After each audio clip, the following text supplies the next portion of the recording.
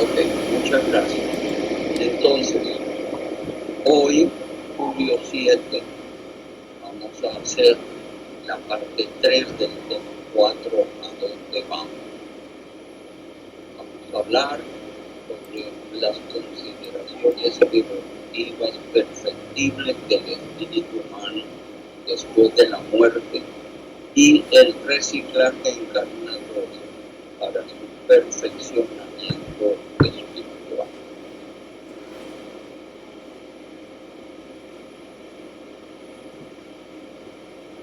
Quiero comenzar con una idea que se transmite dentro de la cultura convencional de Occidente.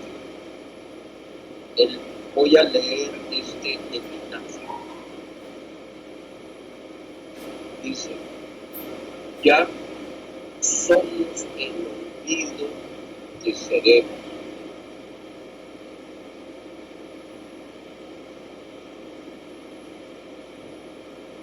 Y la lámina dice que la muerte es el término de la vida a causa de la imposibilidad orgánica de sostener el proceso homeostático. Se trata del final del organismo y que vivió, perdón, estoy un poco mal de la vista, al final del organismo vivo que se había creado a partir de un nacimiento. Sigo leyendo de epitafio. El polvo elemental que nos ignora, que fue el rojo Adán que es ahora, todos los hombres y que lo veremos. Ya somos en la tumba las dos fechas del principio y el término, la caja, la obscena corrupción y la mortal, los triunfos de la muerte y las pendechas. No soy el insensato que se aferra a un mágico sonido de su voz. Pienso con esperanza en aquel hombre que no sabrá que fui sobre la tierra. Bajo el indiferente azul del cielo, esta meditación es un consuelo. Lo escribió José Luis Borges y yo lo tomo como un ejemplo del pensamiento occidental, porque no habla que hay vida más allá de la muerte.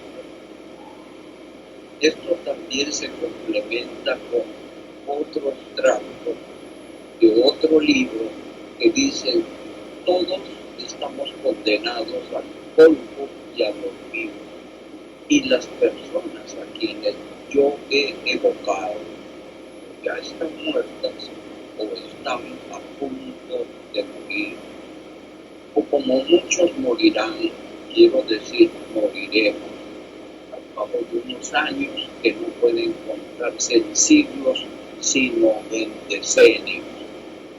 Ayer se fue, mañana no ha llegado, hoy se está yendo sin parar un punto.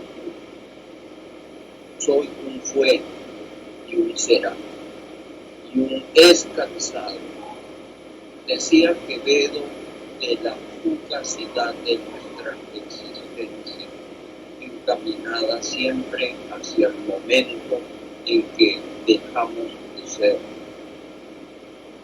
Sobrevivimos por unos frágiles años, todavía después de muertos, en la memoria de otros. Esa memoria personal, con cada instante que pasa, está siempre más cerca de desaparecer. El libro se llama El olvido que seremos. El autor Héctor Abad Pacholince, que ha vendido más de 100,000 copias en Colombia. El autor es colombiano. Pues en realidad se ratifica que descanse en paz. Esta expresión que siempre se acompaña cuando se nombra a una persona que ya falleció, que en paz descanse. Entonces, siempre he buscado el significado o el origen de esta expresión. Y obviamente en el cristianismo hay una oración que al final dice: creo en la resurrección de los muertos y en el juicio final. Para mí eso fue la solución. Quiere decir que cuando uno muere, descansamos en paz hasta el momento en que resucitemos, que será el día del juicio final. Cuando traté de confirmar esta creencia, y mi conclusión personal es que cuando se creó esta oración, se creía, como lo dice tal vez, lo indica el Evangelio del Nuevo Testamento, que habrá un juicio al final de los tiempos, donde Jesús llegará acompañado de sus ángeles, y que al final de los tiempos, para el juicio, todos resucitarán. Que interpreto que era necesario resucitar a los muertos, a todos, en un solo día, para juzgarlos. Esto implicaba que si no se resucitaban, no se les podía hacer el juicio. Y si no se les hacía la resucitación, obviamente la condición para el juicio era que tenían que tener el cerebro funcionando. Pero como hemos visto ya, el cerebro es una interfaz. Nosotros seguimos funcionando mentalmente con nuestra propia conciencia espiritual. Por lo tanto, los tiempos han pasado y, como bien decía Jesús, mejores cosas que yo hará ustedes. Porque él pensaba precisamente que con el transcurrir del tiempo, la humanidad progresaría en ciencia y en conocimiento, y entonces podemos interpretar lo que hoy en día ya sabemos. No es necesario resucitar a los muertos.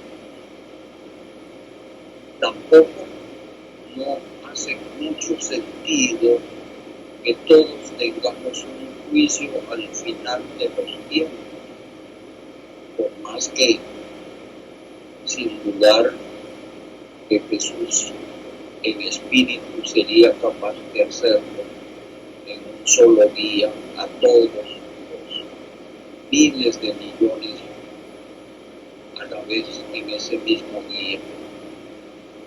Sin embargo, el problema es la contradicción con respecto a la misericordia de Dios. Porque si la misericordia divina es infinita, entonces aquellos que no aprueben el juicio final, comillas final, entonces para ellos no habrá misericordia.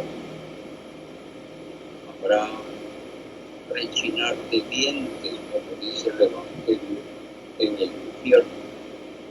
Entonces, así las cosas. Esto no va con el hecho de que Dios trata de salvar su misericordia a todos.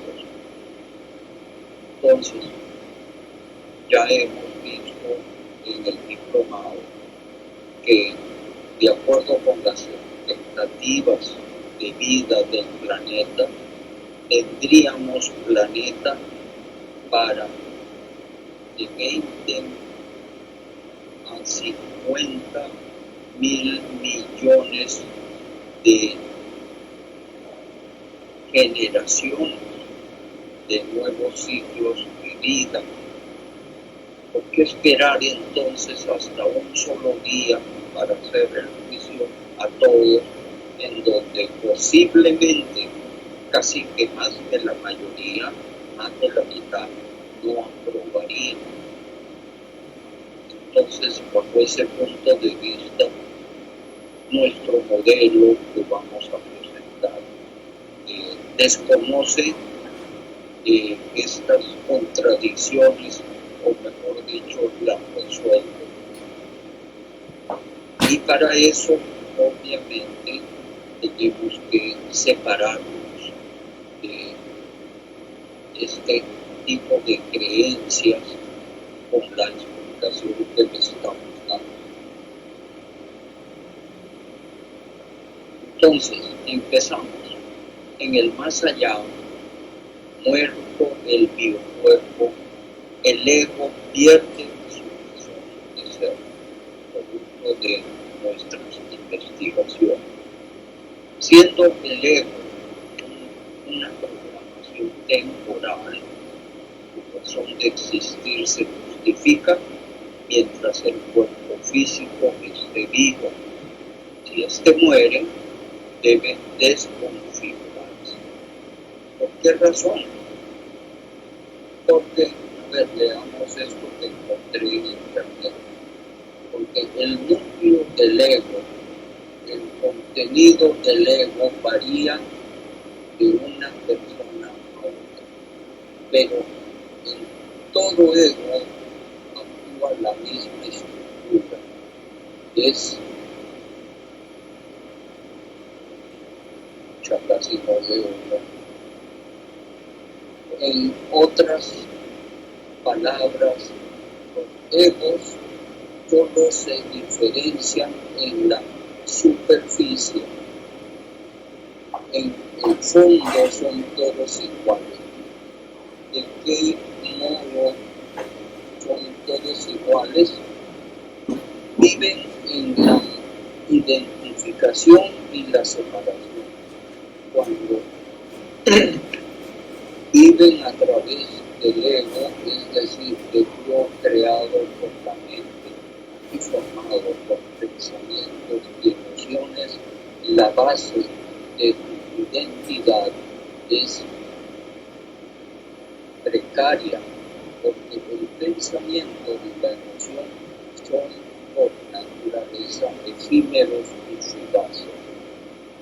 Entonces, se concluye el ego, el falso yo, sí, el falso yo.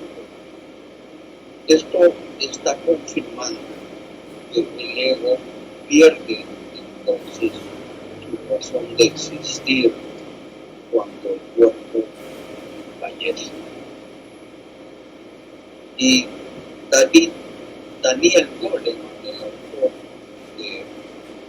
del libro de inteligencia espiritual más vendido del mundo, afirma en otro libro que el ego tiene puntos ciegos y solo ve lo que le interesa ver, o sea, es imperfecto. Fabrica mecanismos de defensa falaces y sus prejuicios cerrados, al repetirse cada vez para no tener que reflexionar. Bueno, entonces hablábamos de que los prejuicios son formas de no tener que pensar mucho para actuar. Ya hemos hecho el proceso de pensar y hemos adoptado la solución a través de los prejuicios que usamos. Pero si son errados, causan bloqueos de conciencia. Y eso nos hace que estemos presos sin saberlo, presos del ego, sus ciegos mecanismos de defensa y prejuicios. Por lo tanto, el ego entorpece todo diálogo durante el juicio final de la vida biológica, que no debe ser al final de los tiempos. Eso lo llamamos juicio evaluativo, que se va a desarrollar para dar después de eso oportunidad a que volvamos a este planeta o a cualquier otro que nos asigne para continuar nuestro desarrollo espiritual. Por eso el juicio no es al final de los tiempos. Y entonces se popularizó a través quizás de las prédicas de Krishnamurti, que era un gran gurú que iba a heredar la presidencia de la teosofía en la primera mitad del siglo pasado. Él hablaba, y no se sabe si fue por error que se tradujo, idea de que al ego había que eliminar, pero se tradujo como que al ego había que matar. Obviamente no podemos matar al ego sin matar el cuerpo, pero muerto el cuerpo, el ego queda sin oficio. Por lo anterior, el ego debe desconfigurarse en el más allá, para no entorpecer cualquier diálogo entre simbres desencarnados y, mejor todavía, entre los simbres de los seres superiores que lo van a juzgar a cada uno de nosotros. Entonces, el alma que contiene al ego, según la Biblia, menciona al alma y espíritu 1700 veces. Ni una vez se menciona como inmortal. Las personas son mortales. Bueno, esto implica que el alma deja de ser alma en el más allá, de acuerdo con nuestra definición, porque el ego se desconfigura. Entonces el alma ya no es alma, queda solamente el espíritu, porque nuestra definición de alma es que es espíritu más periespíritu, y el espíritu contiene el sistema ego-simple, pero en el más allá, al disolverse el ego y parte del periespíritu, el alma deja de ser alma y se convierte en espíritu, cuyo núcleo es el simbre. ¿Por qué el simbre? Porque el simbre sí puede ver la realidad sin puntos ciegos, porque el simbre no usa mecanismos de defensa, porque el simbre no tiene prejuicios errados. Por lo tanto, el simbre es capaz de comunicarse de una manera fluida, de una manera armoniosa, con los otros simbres en el más allá. Cuando aún no se ha desconfigurado el fallecido se mantiene como alma en pena. Y obviamente hay algunas almas que pueden estar muy bloqueadas kármicamente y al conservar su ego pueden llegar a convertirse en demonios. Y por por eso, pues a través de la Ouija y a través de otros tipos de operaciones y conjuros, hay contactos con espíritus, con almas y con demonios. Bien, entonces, ¿qué es lo que seremos cuando lleguemos al más allá? Muerto el cuerpo biológico. Y si aceptamos de configurar el ego y más allá, nuestra alma se convertirá en solo espíritu simple. Esto es lo que proponemos para el más allá, totalmente coherente con todo lo que hemos hablado de hoy. Esperemos que ustedes, cuando tomen conciencia de todo esto, pues ojalá también concluyan con lo que yo estoy diciendo y estemos de acuerdo. ¿Por qué?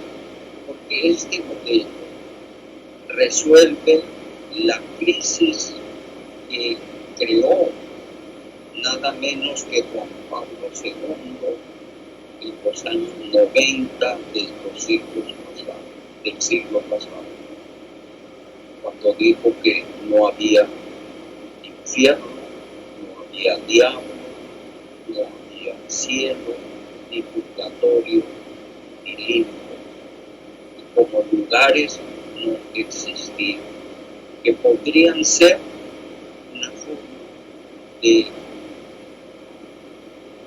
actitud o de sensación emocional, pero no como lugares. Entonces, así las cosas, nos quedamos los que fuimos adoctrinados cristianamente en una gran duda y sin piso, que obviamente los grandes jerarcas de la Iglesia cristiana volvieron nuevamente a recobrar la compostura, ocultando lo que había dicho Juan Pablo II.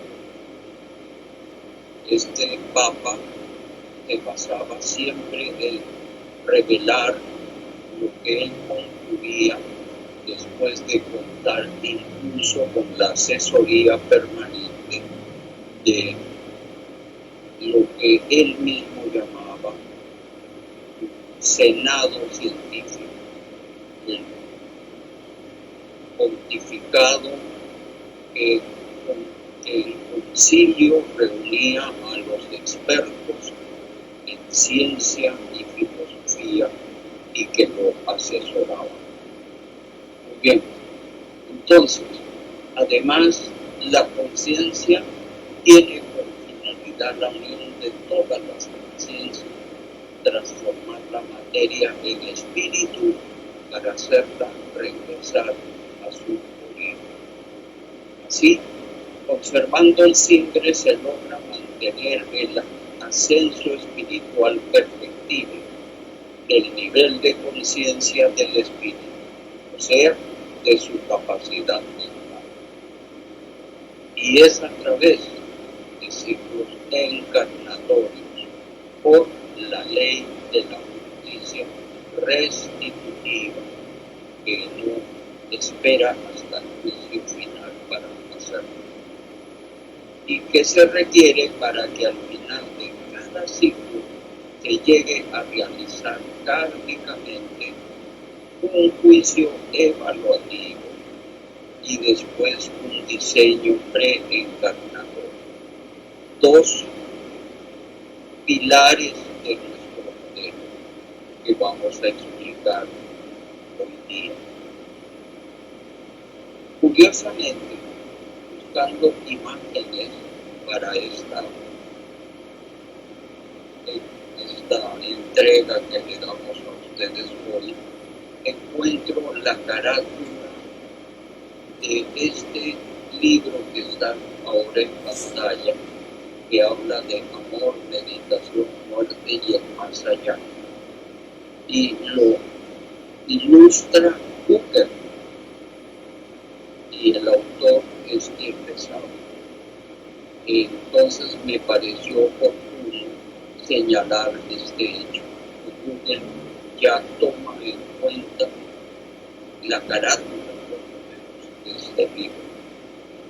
Ojalá pueda algún día incorporar el contenido del libro como contenido de la inmensa biblioteca que manejo para poder utilizarlo a través de inteligencia artificial. Muy bien. En el más allá, el juicio evaluativo es al final de cada ciclo encarnatorio ya disuelto.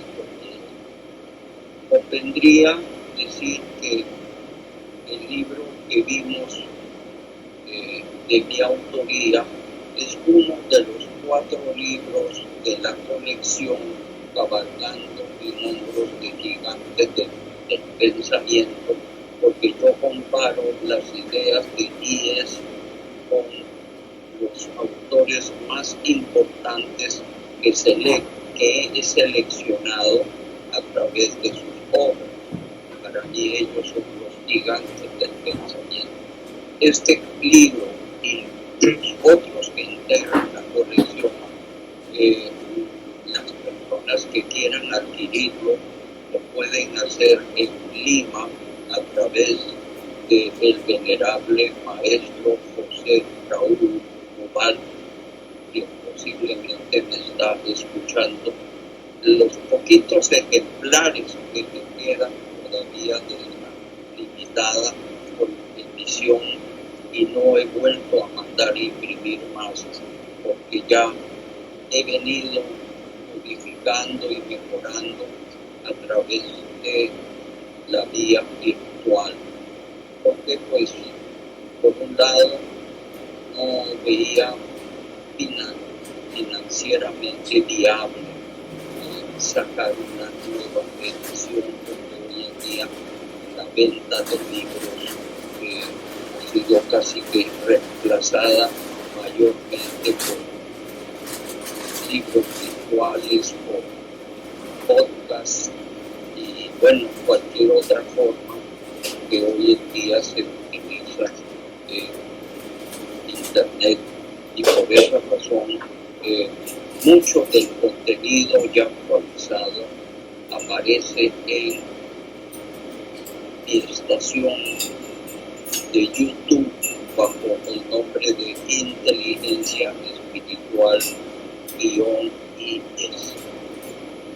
Ahora sí, para el juicio evaluativo disuelto el ego, se toma del registro universal que se llama el sánscrito de la Kasha, lo que corresponde a lo pensado, actuado y hecho por cada ser humano fallecido. Este registro es utilizado por los seres superiores divinos que se encargan con un gran desarrollo mental a hacer el juicio evaluativo.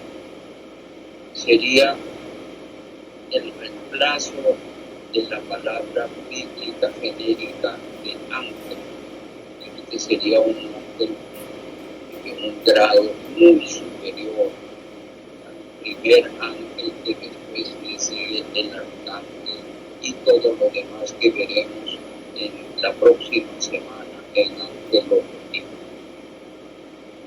Entonces, los registros akáshicos dentro de Internet que dicen, en esencia, son un concepto espiritual que describe una fuente universal de información donde se almacenan las memorias de todo lo que ha existido, existe y existirá. Se considera una biblioteca cósmica con un campo energético donde se registra cada pensamiento, emoción, percepción y experiencia de cada ser en el universo. Entonces, en realidad, alguien al comienzo del diplomado me preguntó que cómo hacía para poder consultar en el Akasha. Mi respuesta fue que el Akasha no está hecho para nosotros, está hecho para aquellos seres superiores que saben cómo hacerlo y cómo hacer buen uso de estos registros.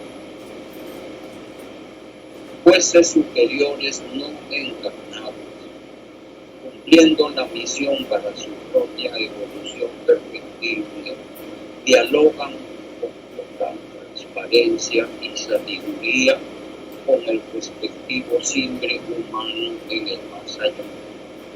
No se requiere resucitar cuerpo ni cerebro, ni tampoco será un solo juicio al final de los tiempos. De esto ya expliqué. Incluso este tipo de raciocinio se aplica también a la creencia, para mí exagerada, que bíblicamente se atribuye a Jesús cuando dice que Jesús resucitó al tercer día en cuerpo físico. Yo pienso que en realidad hay muchas maneras de expresar esto en el siglo XX o XXI, pero en el siglo I se tenía que pensar que el cerebro era necesario y había que resucitar el cuerpo entero para que vuelva a funcionar. Yo también pienso que en realidad se puede, o pueden, mejor dicho, los seres superiores, pueden manejar una serie de fenomenologías que nosotros no manejamos, en donde pueden crear movimiento que por resonancia armónica podemos nosotros percibir en forma de hologramas, de holografías, de videos y sonidos, y de esa manera poder entender la aparición de imágenes de Jesús vivo, en donde los que eran canales, que eran los discípulos de María Magdalena y las personas que Jesús escogió por ser canales, podían apreciar esta fenomenología. Y obviamente eso también se puede aplicar a la transfiguración bíblica, pero no aceptaría yo con razón clara que sea transgrediendo las leyes físicas de la biología, de la genética y de la misma química y física que son sus bases, cuando podemos creer, entre comillas, que un cuerpo que ya tiene más de 3 días de descomposición pueda volverse a habilitar para su funcionamiento biológico. Eso sería transgredir las leyes que Dios mismo ha hecho a nivel físico, y Dios hace sus leyes perfectas, porque Él no hace leyes imperfectas, ni tampoco habría necesidad de transgredir o cambiar las leyes hechas por Él, para que Él mismo se encargue de volver a cambiarlas para hacer milagros. Por lo tanto, este juicio que yo les transmito es para que ustedes también puedan reflexionar en que más bien es una forma de hologramas de sonido y video, y que incluso como canales podríamos nosotros, como pasó con los pastorcitos de la Virgen de Fátima y como muchos otros casos donde se piensa que son apariciones de milagros. Bien, entonces, estos imágenes serían pues una forma antropomórfica de representar a los jueces superiores, realizando así el correspondiente juicio evaluativo en estricto cumplimiento de las leyes de la evolución y de la justicia restitutiva y sus vectores del altruismo y del karma, respectivamente. Que lo tenemos que seguir para volver en nuevos ciclos previo a otro requisito que también vamos a hablar hoy, que es el diseño preencarnador. ¿Hasta cuándo seguiremos reciclando nuevos ciclos encarnatorios hasta calificar a la santidad? Y es por eso que la justicia divina está reflejada en este juicio evaluativo. Pero surge la pregunta: ¿tenemos en cada ser humano un precursor reencarnado o habrán algunos de nosotros sin precursor espiritual? Para poder resolver esta pregunta, recurrimos a un ejercicio de matemáticas simples para que todo el mundo pueda entender. Lo vamos a ver en la siguiente ilustración. La lámina muestra un ejercicio simplificado para una pareja de humanos primigenios y sus descendientes hasta la quinta generación. Entonces vemos, por ejemplo, aquí que los rectángulos significan la representación de personas. Entonces tomamos como ejemplo bíblico la primera pareja de homos ancestrales para de alguna manera hacerlo coherente con la antropología moderna. Estos homos ancestrales pudieron originar, digamos que 4 hijos de la segunda generación humana.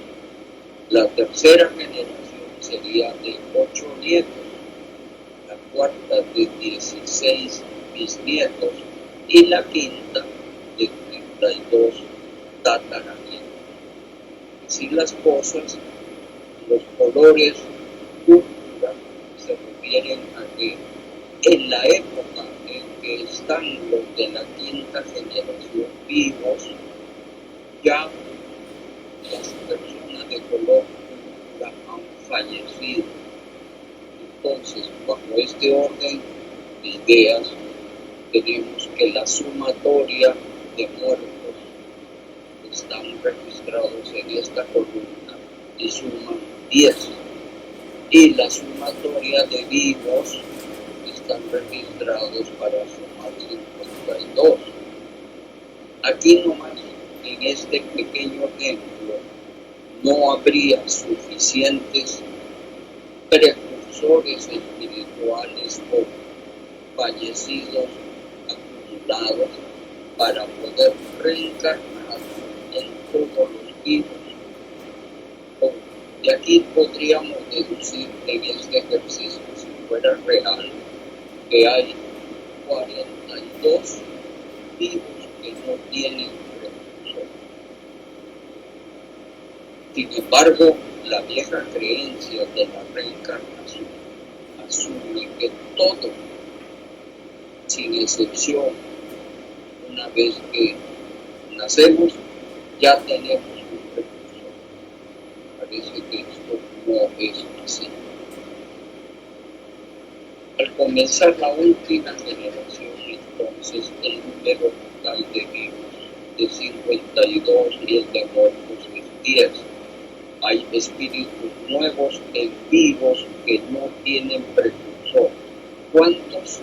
52 menos 10, o sea, 42. Lo que permite deducir que habría 42 vivos que no podrían recibir la reencarnación de ningún precursor espiritual. Entonces, IES recurre a la solución. Los espíritus nuevos encarnados se formarían a partir del genoma espiritual evolutivo de la misma especie, del genoma espiritual evolutivo de especies inferiores en ascenso. Esto lo vamos a explicar también hoy. Y la proporción que se mantiene podríamos tomarla aproximadamente con la famosa ley de Pareto, que habla de 80-20. Aplicando esta ley estaríamos diciendo que espíritus nuevos con el total del 80% sin precursor y el 20% aproximadamente espíritus antiguos que reencarnaron porque en realidad la suma de 62, que si fuera 62, 100%, 10 viene siendo algo muy parecido a los 20 del Pareto. Este conteo es simple y no toma en cuenta variaciones realistas de menores poblaciones por muerte debido a guerras, accidentes, morbilidades, ni más o menos por tasa de natalidad, ni más por expectativa de vida. Los efectos serían a lo sumo de más o menos 50% de más o de menos versus desde 80% de hijos que no tienen precursor. Sin embargo, este conteo extendido en nuestra próxima lámina demostrará, por lo menos a nivel cualitativo, que no hay tantos muertos para reencarnar. Digo por lo menos en grado cualitativo, porque como hemos tomado tantos otros factores que ya mencionamos, entonces estas cifras cuantitativamente no son fiables. La serie es multiplicada en la lámina siguiente hasta 8.000 millones de vivos, que se aproximan a la población mundial actual. Entonces, en esta serie tenemos que, llegando a 8.000 millones, entonces los muertos acumularían 2.389 y pico millones, lo cual representaría el 23% de los vivos. Como ya se advirtió en la lámina anterior, se debe tener en cuenta que esta ilustración es cuantitativamente muy aproximada, pero cualitativamente acertada. Se sigue la misma secuencia y se ignora los efectos de accidentes, morbilidad, enfermedades mortales, pestes, guerras, etc. También se omiten los cambios de tendencias por longevidad y crecimiento demográfico, por lo que consideramos válido simplificar el resultado en proporción de Pareto, que equivale a 80 de vivos y 20% de disponibilidad de precursores espirituales reencarnados entre los vivos. Incluso, digo entre paréntesis, es válido si este 20% llegara al 60%, al 50%, al 40%, a lo que fuera. De todas maneras, no habría tantos fallecidos para tantos vivos. No obstante, se consigue probar que no hay suficientes números de fallecimientos acumulados para que cada persona viva tenga su correspondiente propulsor individual reencarnado.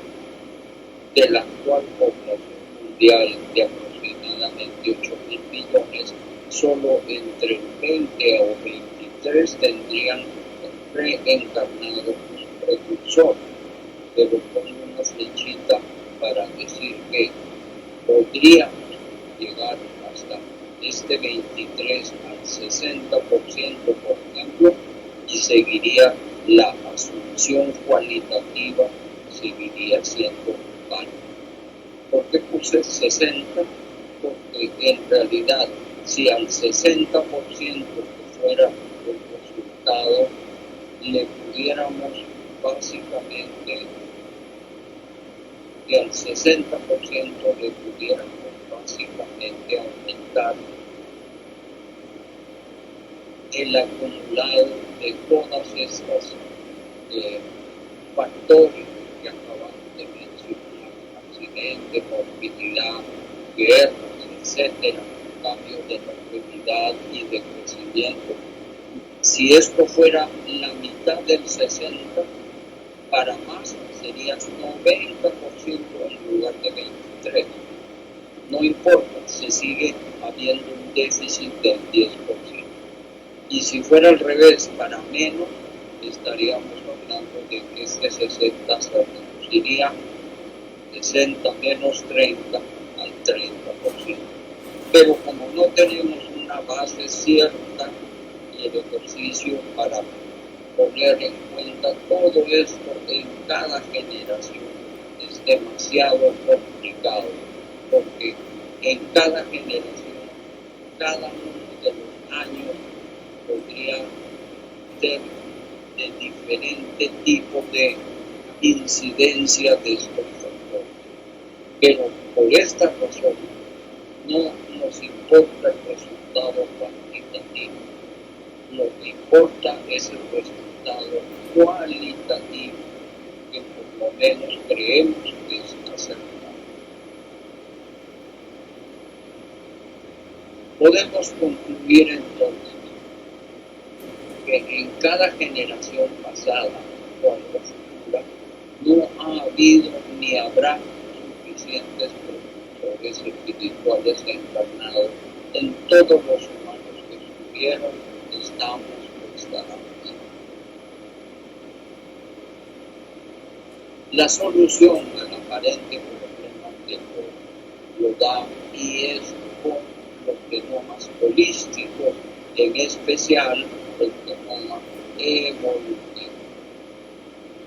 Ahora vamos a explicar en mayor detalle esto último.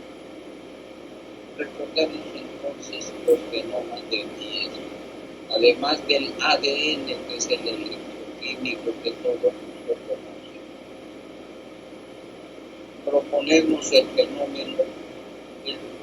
genoma periespiritual para la morfología y para la transmisión de información de la mente espiritual al cuerpo físico, y el genoma holístico psicológico, que tampoco está incluido en el ADN, y por último el genoma evolutivo, que a través del tiempo, en su expresión más importante, puede producir básicamente el reemplazo de la necesidad de un precursor espiritual. Y él nos dice que por el principio mental de fractalidad, los genomas holísticos humanos contienen el aporte aleatorio miti-miti de los gametos holísticos de los progenitores. Y así, los 4 genomas que acabo de explicar dan respuesta a que cada uno de estos está representado en el aporte espiritual llamado gameto holístico. Entonces hay 4 gametos holísticos del cual la biología solamente da cuenta del primero. La genética ha podido desarrollar grandes explicaciones sobre el primer genoma, en donde hay dos gametos involucrados, en donde la parte espiritual contiene estos contenidos de estos dos gametos biológicos, uno en el espermatozoide y el otro en el óvulo. Sin embargo, nosotros decimos que además de estos gametos están los gametos periespirituales, psicológicos y evolutivos aportados para la formación en el nuevo ser que se crea a partir de una célula embrionaria, los 4 genomas que estamos hablando. Empecemos a recordar, porque esto ya lo hemos visto, qué es el genoma periespiritual. No voy a leerlo todo porque por eso tienen ustedes la memoria. El genoma periespiritual se necesita para las funciones no cubiertas por el genoma electroquímico, que son morfología y transmisión de directrices mente-cuerpo. La morfología que sirve para formar las formas y tamaños de cada componente físico, desde las células, tejidos, hasta la forma de la cara, la cabeza, el cuerpo y las extremidades. Y la segunda, también importantísima función periespiritual, es para recibir, recodificar y transmitir las directrices de los 4 niveles mentales, desde las mentes internas que llamamos submente, biológica, espiritual, psicológica y evolutiva, o de mentes externas que se pueden recibir por canalización, intuición, telepatía, etc. Las directrices desde la propia mente interna a cada componente del cuerpo físico se llega a establecer comunicando la información contenida en un fluido que ya en sánscrito se llamaba prana, en chino se llamaba chi y en japonés ki, que da origen a la famosa terapia Reiki, que viaja a través de los puntos esta vibroinformación, comunicándose entre los chakras, que los primarios, los mayores chakras, hacen las veces también de recodificación y viaja a través de los ductos que llamamos los cuerpos y los meridianos espirituales. Nos faltaría explicar los otros 2 genomas, el psicológico, que desarrolla la programación del ego, que usa el cerebro como primera interfaz, y que aporta el carácter de la personalidad, que es el aporte innato de la personalidad de cada una de las personas al nacer. Y esta base congénita es básicamente el que contiene las cualidades que Carl llamaba arquetípicas y las disfunciones que contiene lo que Carl llamaba las sombras, que proporcionarían episodios probabilísticos de dolor grave. Y así, junto con el carácter, uniría el temperamento que se adquiere mayormente en la primera infancia, como lo vamos a ver después, no hoy sino más adelante, que forma la personalidad.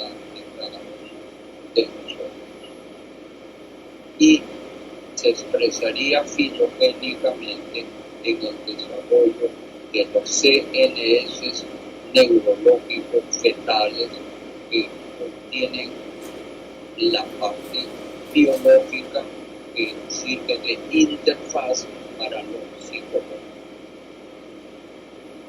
Y por último tenemos al genoma evolutivo, en donde básicamente no se necesitaría un precursor como aparentemente está reflejado en ese 80% de Pareto de la población que no tiene precursor. Aprovechamos para decir que estas personas no tienen un registro kármico ya hecho en el Akasha, sino que recién su libro kármico se empieza a escribir porque está inédito.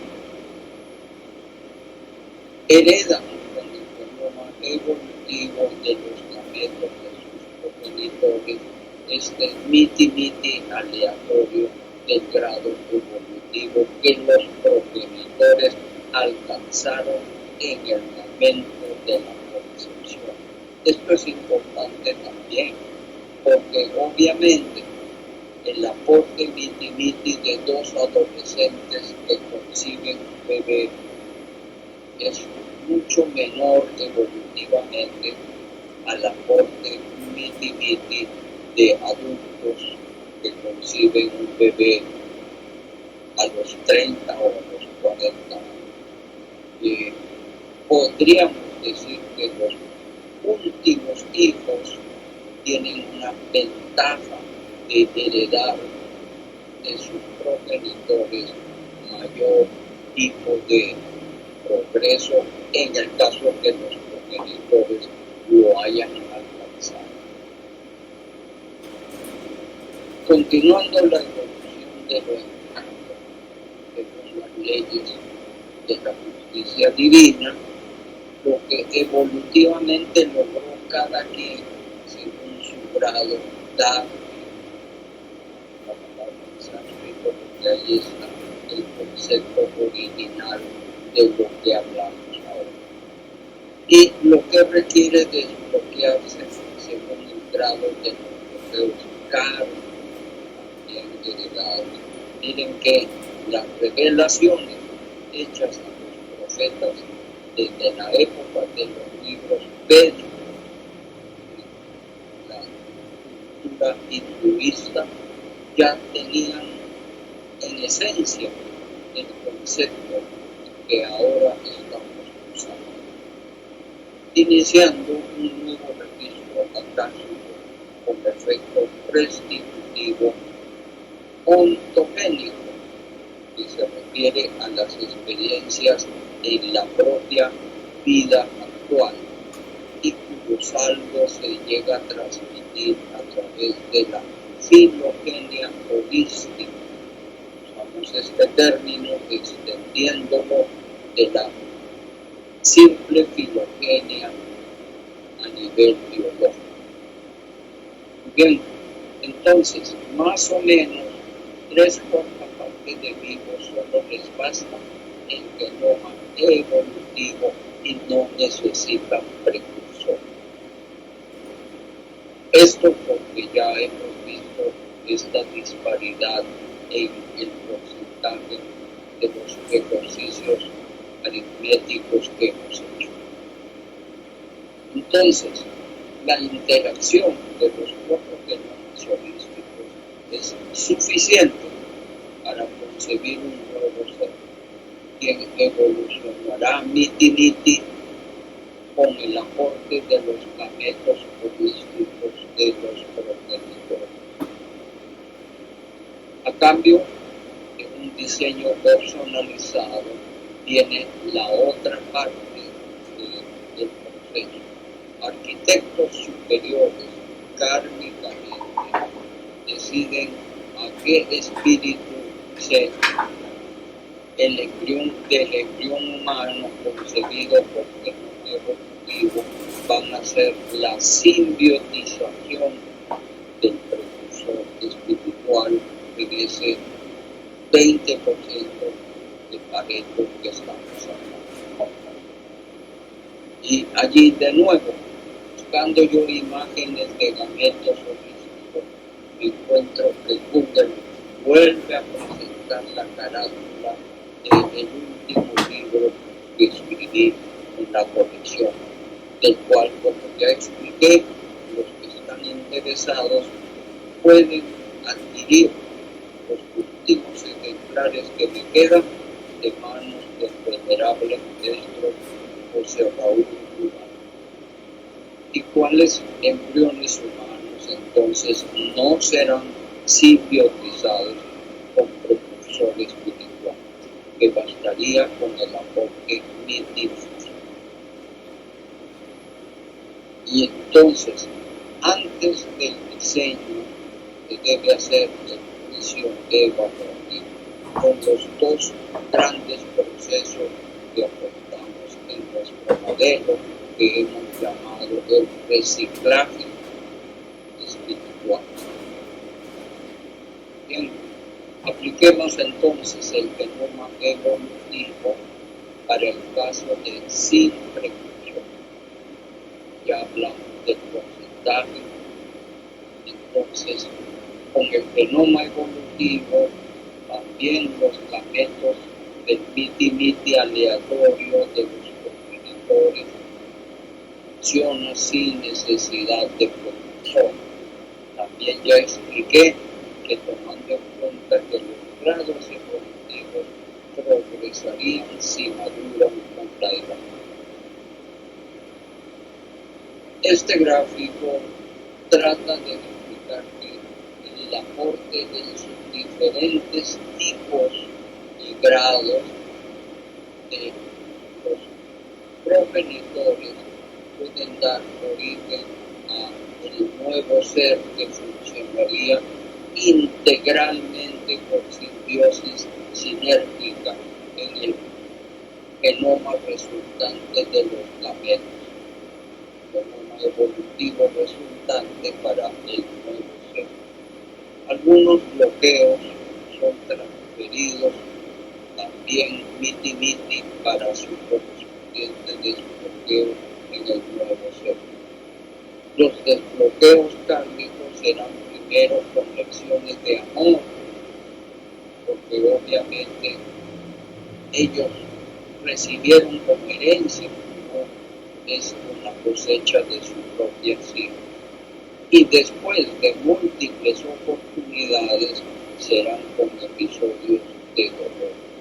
Imagínense ustedes, por ejemplo, en una familia donde muchos hijos no tienen precursores y algunos de ellos tienen episodios y lecciones kármicas de dolor, pero hay que entender que primero lo recibieron con amor. Habrán otros que desgraciadamente ni siquiera empezaron a hacerlo con parte de amor, pero ya vemos que todo kármicamente tiene algún tipo de razón de ser.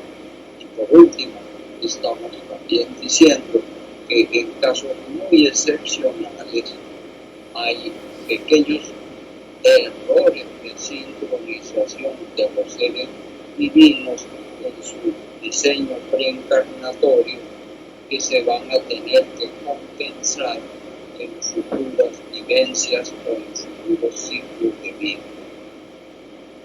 La evolución del ser continúa bajo las leyes de evolución y justicia restitutiva, que ponen a prueba lo heredado que se recibió según el grado de resimbre dármico de lo que se debe aprender más con amor que con dolor, según lo recibido en los bloqueos, en los recursos, carencias que podrían tener el nuevo ser que nace, ya sea en un hogar de muchos recursos o de muy pocos recursos, previo sincrónicamente por su diseño preencarnatorio, cuya base mecanicista vamos a ver más adelante. Iniciando nuevos registros acásicos para su carga de amor y su efecto sustitutivo. Incluso si quedaran salvos, serán para ciclos de vida siguientes, ya en este caso como precursor espiritual. Entonces, tomamos en cuenta nuevamente que para esto está lo que llamamos registros acásicos que se usan para el nuevo ser. Y los humanos sin precursor espiritual adquieren el progreso evolutivo colectivo logrado por la sociedad. Por ejemplo, la sociedad del siglo XXI es mucho más adelantado colectivamente que la sociedad de siglos anteriores, y esto va progresivamente en forma retroactiva hasta el siglo I o incluso hasta 10.000 años atrás o hasta 200.000 años atrás, que es la época en que la antropología registra a los primeros humanos. Como lo hemos explicado en la lámina anterior, tan solo mediante el reciclaje de gametos holísticos, el genoma holístico permite el reciclaje evolutivo holístico sin necesidad de precursor, por lo que es posible evolucionar perfectiblemente más allá de cada etapa de programación y muerte biológica. ¿Por qué? Porque la sociedad humana es perfectible, y así la sociedad del siglo XXI ya ha tenido un grado colectivo mayor que en los siglos anteriores. Por encarnación, a nivel individual, sin precursor espiritual, o por reencarnación con precursor espiritual. El desarrollo altruista, evolutivo, mental, logrado por Cristo hasta el momento de la fecundación, entonces no se destruye, hasta incluso se aplicaría holísticamente la primera ley de la termodinámica, que dice que la energía no se destruye, sino que se transforma. En este caso, la energía espiritual no se destruye, se capitaliza aún sin precursor. Y así es que podemos ver que cada vez hay más y más personas con alcoholismo.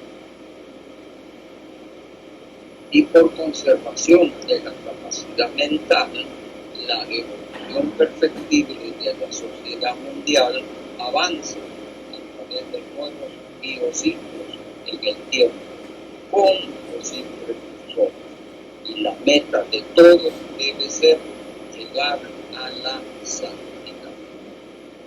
Esto también fue un tema que obviamente la Iglesia a través del Papa Francisco lo planteó con el qué hacer, pero nunca pudo desarrollar como lo estamos nosotros tratando de hacer, en cómo llegar a la santidad. La santidad, dice Francisco, no te hace menos humano, porque es el encuentro de tu debilidad con la fuerza de la gracia.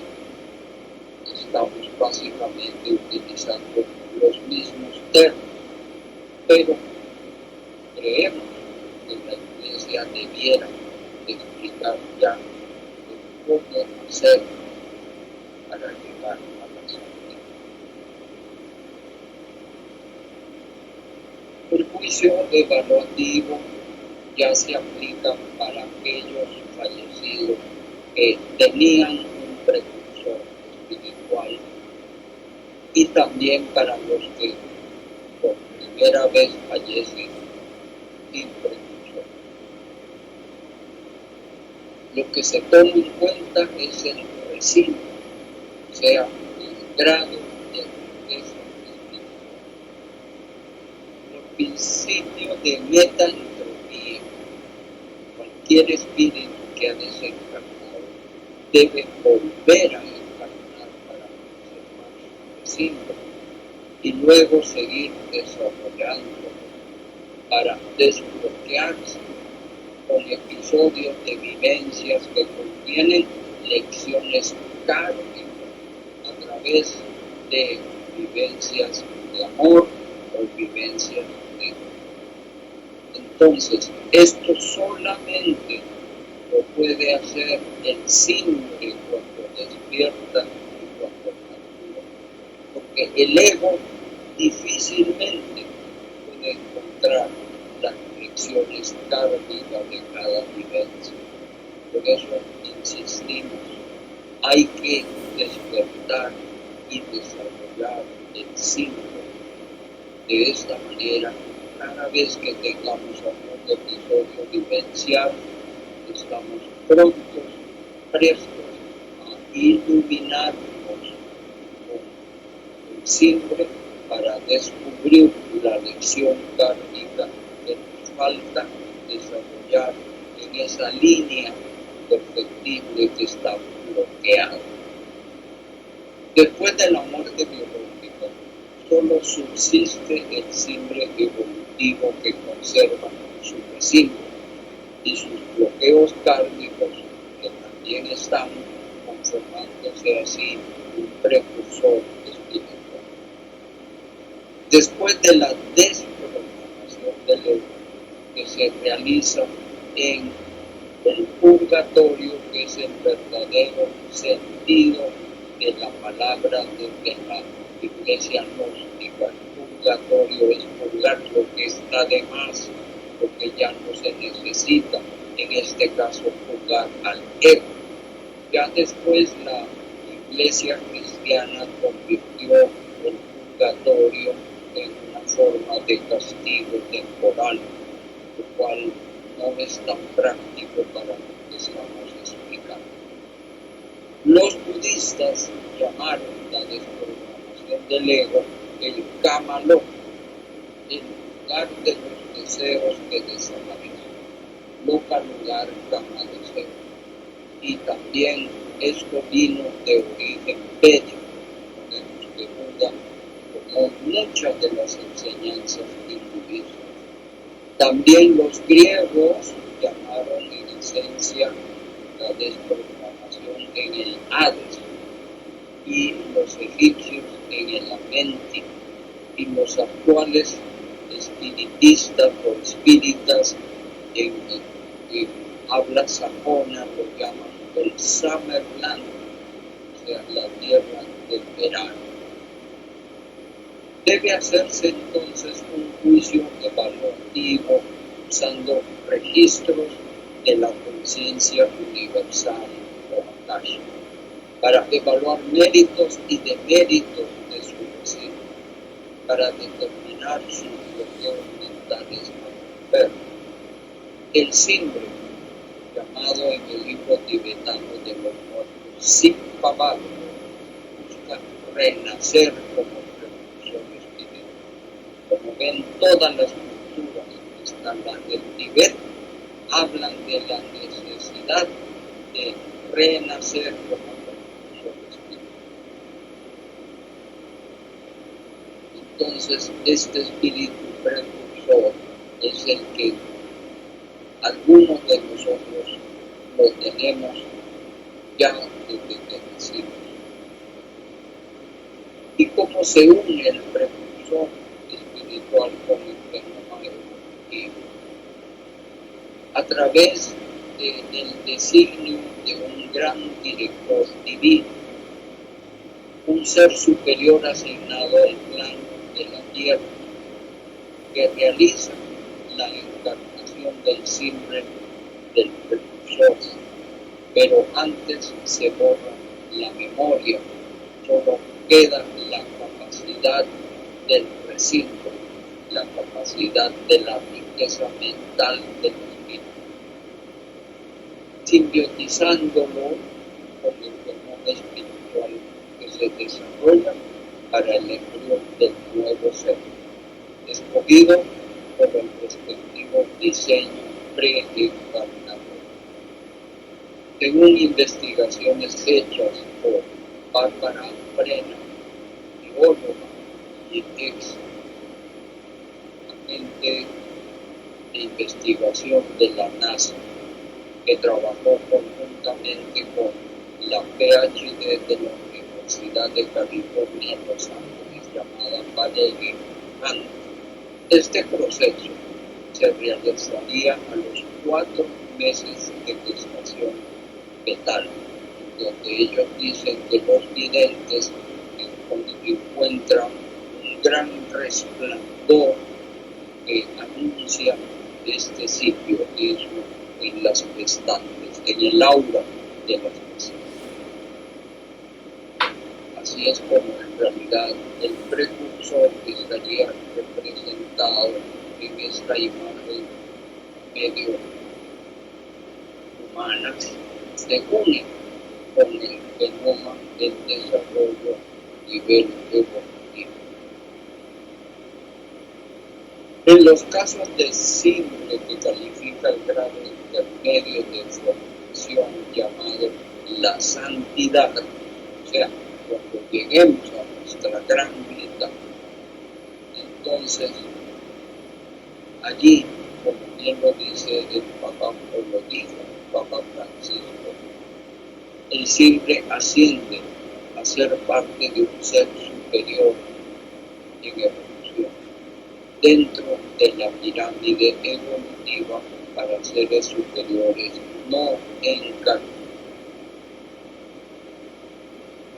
Entonces llegó el momento de hablar del segundo proceso, el diseño preencarnador, que es un programa de multi-opciones o sincronicidades preestablecidas en el diseño para el propulsor antes de nacer. También hay un diseño preencarnatorio que está inmerso dentro de el genoma evolutivo de seres que no reciben precursor. Y entonces, las vivencias entrelazadas por módulos matriciales de opciones de lógica kármica, de siembra y de cosecha, es realizable por cada encarnado usando su libre albedrío. Sigue existiendo la libertad, pero dentro de múltiples opciones sincronizadas. Ahora vamos a explicar un poquito mejor esto que estamos diciendo.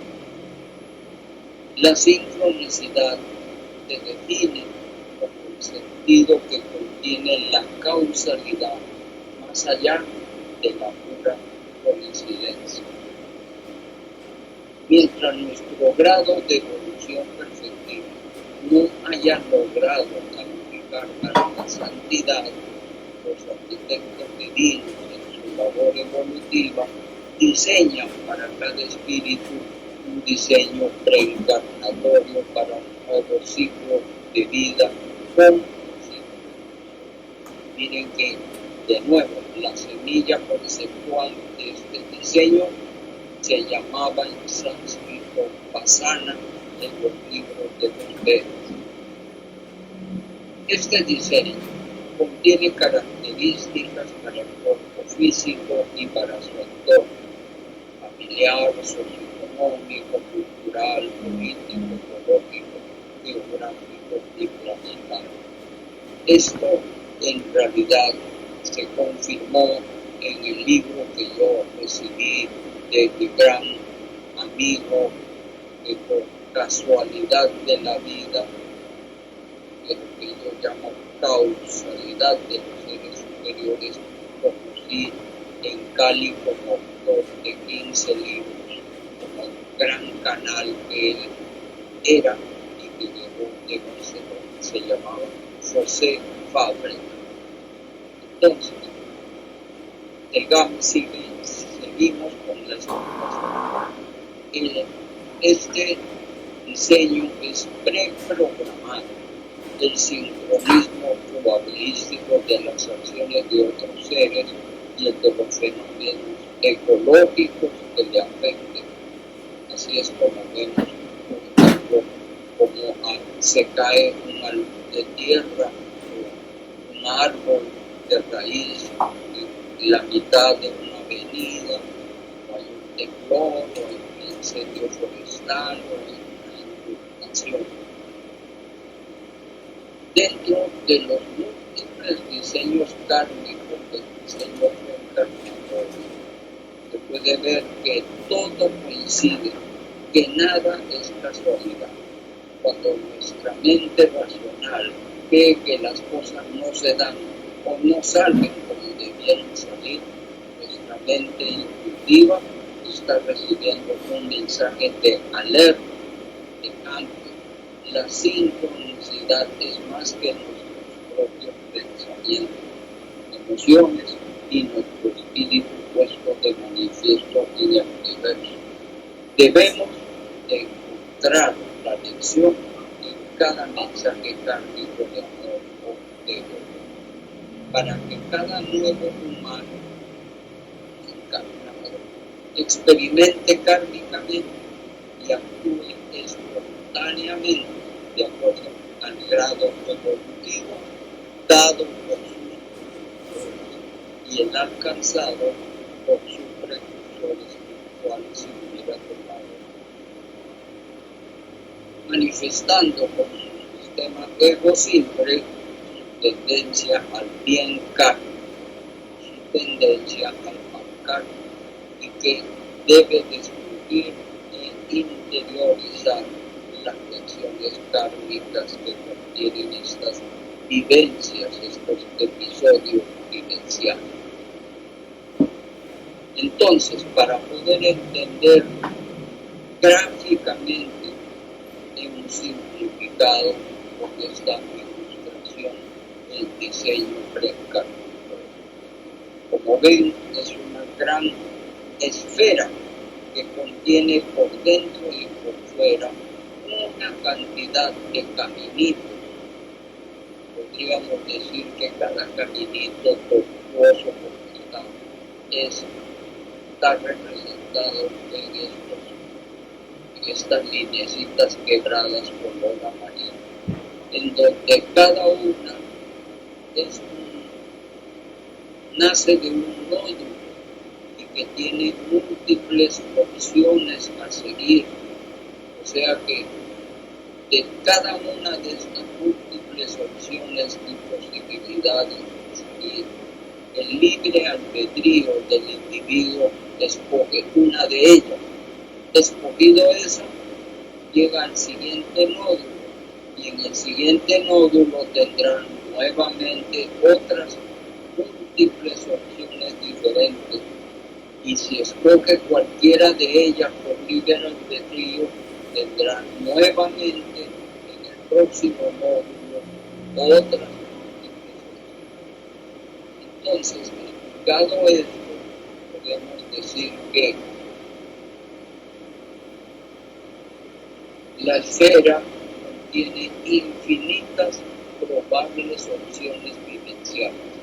Está representado por líneas quebradas amarillas que llenan toda la esfera por dentro y por fuera, sincrónicamente previstas por el diseño preencarnador. Está dividida por el plano del presente. El plano del presente es este plano, que es básicamente este corte que le está haciéndose a la esfera. Este es el plano del presente.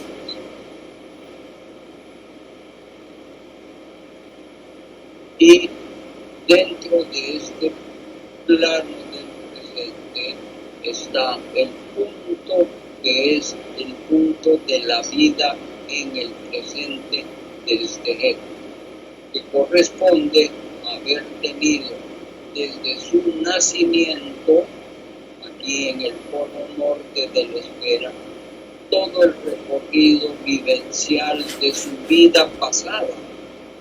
Esta vivenciada vida pasada termina en el plano del presente en este punto. Las demás opciones amarillas que no son parte del recorrido fueron su posible pasado, que nunca fue. El pasado real de la persona está marcado por la representación de esta línea color vino tinto que termina en el presente. La parte gris, entonces, de toda la esfera representa la ruta del pasado y las probables opciones no elegidas por libre albedrío. Y así estas rutas posibles del pasado se pueden expresar en estas líneas amarillas que ya hemos explicado. La parte verde de la esfera contiene las múltiples opciones del futuro a elegir. Toda esta parte verde es las múltiples opciones que vamos a poder elegir y representan las rutas posibles del futuro.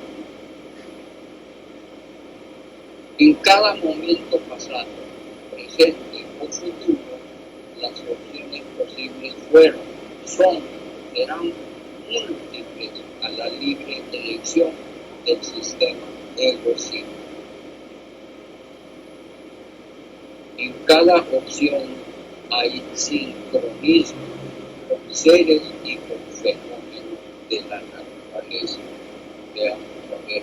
Miren, estas líneas azules son líneas de sincronismo que afectan posibles rutas de nuestro pasado, en donde podremos ver aquí quiénes fueron nuestros progenitores, quiénes fueron nuestros hermanos, nuestros compañeros de la niñez, en este caso por este lado, en donde básicamente están las sincronicidades con seres, familiares, amigos, enemigos, desconocidos, etcétera, etcétera. Está la primera novia, la esposa actual, etcétera, etcétera. Y por este otro lado, podríamos representar otras sincronicidades como fenómenos naturales, sucesos socioeconómicos, etcétera, etcétera, que han afectado cada una de las opciones. Aquí pues hay poquitas, pero en realidad son que cada una de las opciones tiene su sincronismo de fenómenos naturales y de seres que pueden ser animales o humanos. Y obviamente cada uno de estos seres tiene su propia esfera. O sea que esta gran esfera estaría representada a su vez para cada uno de los seres y cada uno de los humanos.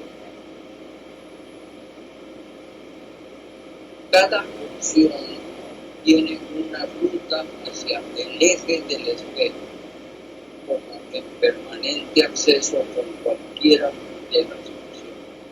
O sea, veamos en la ruta del presente. Cada una de las opciones en amarillo conduce radialmente al eje del esfera. ¿Para qué? Para que el eje haga posible la opción de la muerte, porque la muerte está representada en el polo sur. La muerte. Aquí el nacimiento en el polo norte. Y los radios están todos conectando cada una de las opciones amarillas hacia el eje del esfera. Entonces, el eje central tuvo como pronombre el nacimiento del ser y el polo sur será mujer. Todo el diseño equivale a prever la resolución sincrónica de la encadenación en milisegundos de todas las probabilidades múltiples múltiples y simultáneas. Imagínense el gran complejo de sincronicidad requerida por los arquitectos divinos para diseñar las múltiples opciones en el diseño preencarnador. Sería equivalente, por decir algo, a resolver un sistema de 1.000.000 de ecuaciones simultáneas, cada una conteniendo millones de opciones de variables, todas en milisegundos que van resolviéndose para la próxima situación. Esto solamente es posible hacerlo en la mente de seres muy superiores a nosotros. Ya en las últimas etapas de biología que vamos a ver la próxima semana, es potestad de las dominaciones de los seres que corresponden previos a la categoría de principados y de seres crísticos. Bueno, entonces, como los arquitectos divinos aún no son perfectos, hay probabilidad de errores kármicos que se compensarán en futuros episodios. Por esa razón es que en algunos casos colectivos hay justos que pagan por pecadores, pero esto no es simplemente una falla de que todo el sistema no funcione, sino que son probabilidades que pueden suceder debido a que no son perfectos todavía, pero es admirable la manera como podrían tener la capacidad mental de resolución de este sincronismo con tantas variables en juego. Bueno, no sé si con este gráfico ustedes han podido pues comprender las bases del diseño preencarnador. Este gráfico no está sino en nuestros libros porque es obra de la creatividad de quien está hablando, de manera que podría ser mejorado en el futuro por otras personas que tomen la continuidad del desarrollo de esta profesión. Después del juicio evaluativo y hecho el diseño preencarnatorio, el símbolo del próximo precursor pasa a la espera del ser encarnado en un nuevo ciclo de vida. Ya está listo y en ese sentido entra a una etapa de espera. En esta etapa de espera es lo que el budismo llama el Devachan, que es una espera semejante al cielo celestial, pero a nivel mental, como dijo el Papa Juan Pablo II, es el cielo un estado de conciencia. Entonces, tenemos aquí en este gráfico, primero el juicio evaluativo, después el desarrollo del ego, después tiene el diseño preencarnatorio y finalmente el espíritu precursor reencarna. Básicamente el espíritu que está representado en esta figura humanoide reencarna en el humano del nuevo ser, que obviamente es un bebé, pero aquí está representado ya como un adulto. La memoria del siempre se borra para dar cabida a nuevas vivencias kármicas perceptibles en el nuevo biociclo. ¿Por qué? Porque la memoria es limitada. Es como el disco duro de un PC, es limitado y no podemos meter en esa memoria las vivencias de las vidas anteriores. ni siquiera de la última vida, porque entonces estorbaría la disponibilidad del cuerpo. Y también porque es innecesario recordar vidas pasadas, y también, más importante, es innecesario recordar síndromes postraumáticos. Imagínense todos los traumas que hemos podido nosotros acumular en vidas anteriores: muertes, asesinatos, masacres, accidentes, una serie de episodios gravísimos. Estos van creando síndromes postraumáticos. Todo eso se borra, porque si no, no podríamos vivir de una manera normal, estaríamos afectados por todos estos síndromes postraumáticos. Por esta razón, no es recomendable buscar acceso a vidas pasadas.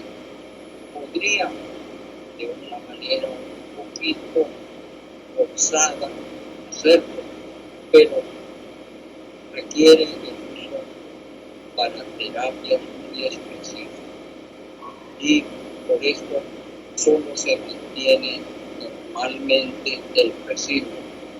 Los bloqueos de conciencia vigentes también se transmiten, y la plena capacidad mental. Todo lo demás, que son archivos de memoria, deben ir al desechable basurero.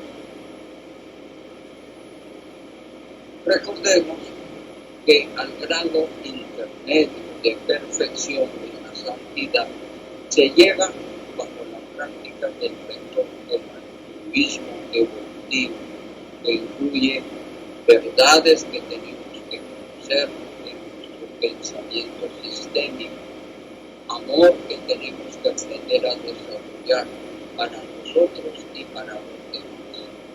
Que todo esto lo hacemos mejor con el síndrome, no con el ego, para poder después aplicarlo en acciones de bien a quien más lo necesita, no solamente a quien más queremos, porque el ego solamente hace el bien a quienes más queremos. Pero Jesús nos enseñó en algún episodio, incluso cuando llegaba su mamá y sus hermanos a visitarlo en plena prédica, rodeada de una multitud, y los apóstoles le dijeron: "Ahí llega tu mamá con tus hermanos".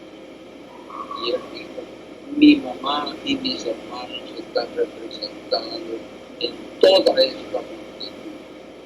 Mejor dicho, nos estaban diciendo que es más importante la representación del amor a toda la multitud que el amor del ego a la mamá y a los hermanos. Y entonces lo tenemos que hacer siempre con el símbolo, con verdad y con amor. Entonces es el altruismo el movimiento de santidad, contando con la ayuda del vector del karma desbloqueante de la conciencia, que interioriza lecciones kármicas de dolor y de amor.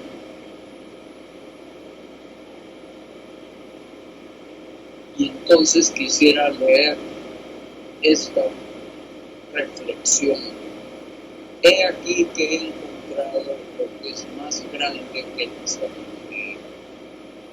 Es una llama espiritual que está en vosotros, que alimentándose de sí misma, lo añado con la herramienta de inteligencia espiritual llamada la planta propia psicoespiritual, o las 3 P's, arde cada vez mejor.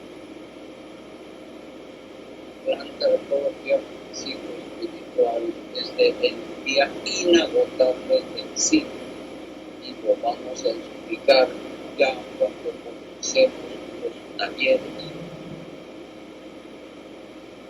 Es la vida buscando a la vida, en cuerpos que temen al Señor. Pues vuestro yo, y lo llamo siempre, no estará aprisionado dentro de vuestro cuerpo, ni confinado a vuestras casas ni en vuestros campos.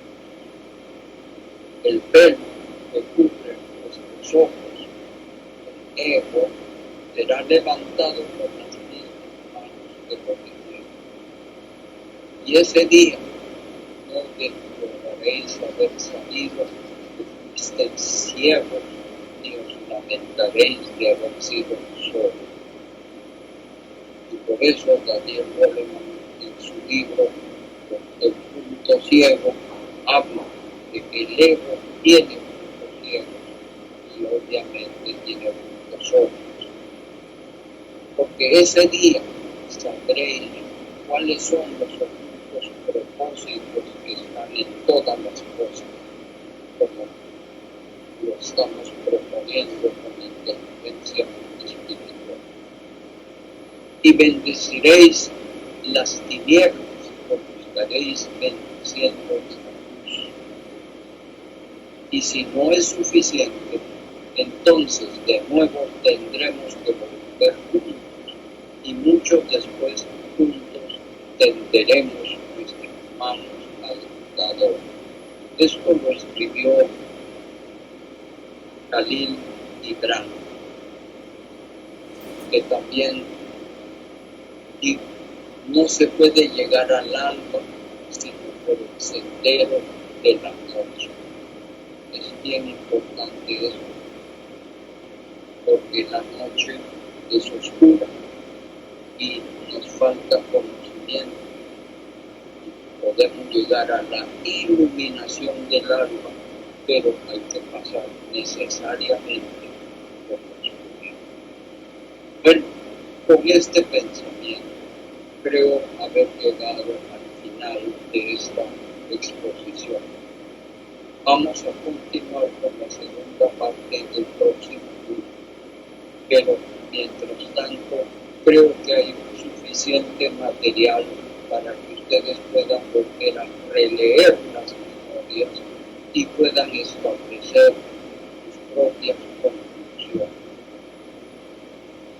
En julio 14 expondremos entonces la parte sobre las consideraciones evolutivas del simbre del espíritu humano en el más allá para llegar a la santidad y continuar su perfeccionamiento espiritual.